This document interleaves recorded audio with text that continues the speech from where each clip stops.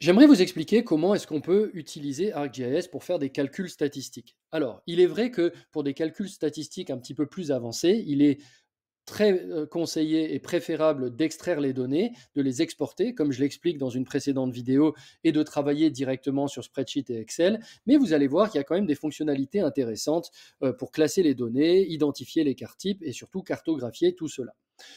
La première chose, c'est qu'on va se rendre sur Map Viewer dans lequel on a l'ensemble des points de collecte. On a ici donc la couche à gauche qui représente cela. Quand on clique sur Style et qu'on clique sur Champ, on va sélectionner une donnée que l'on veut représenter. Ici, par exemple, comptage de véhicules. Comme je l'ai expliqué dans une vidéo précédente, on a donc maintenant une carte qui représente le nombre de véhicules qu'on a compté pour chaque point de collecte. Si je clique sur Option de style, j'ai la possibilité de customiser, de changer la forme, la taille, la couleur. Ça, pareil, je l'ai expliqué dans une vidéo précédente.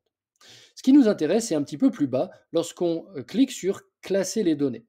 Ça offre la possibilité tout simplement de classer les données selon certains critères. Ici, par exemple, intervalle égal. ArcGIS a tout simplement classé les données selon 4 intervalles égaux. Une fois que j'ai fait ça, un petit peu comme pour les autres données, j'ai la possibilité de changer la couleur, changer la forme et de customiser l'ensemble finalement des caractéristiques, que cela soit lié à la forme, à la taille ou encore au contour. Une fois que j'ai fait ça, je peux décider de changer le type de calcul statistique et par exemple sélectionner plutôt écart type.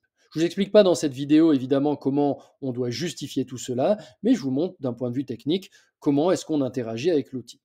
Une fois qu'on a fait cela, on peut, en utilisant analyse, puis outils, puis gérer les données, et ensuite extraire les données, on peut en fait extraire les données, c'est-à-dire que l'on peut générer un fichier Excel, un fichier spreadsheet, un fichier CSV, qui contient non seulement les données que l'on a collectées nous-mêmes, mais qui contient aussi les calculs qu'on vient d'effectuer. Pour retrouver ce fichier, on clique dans le menu et ensuite dans Contenu, et ça sera donc dans Contenu que vous trouverez ce fichier que vous pourrez ensuite importer dans Spreadsheet ou dans Excel.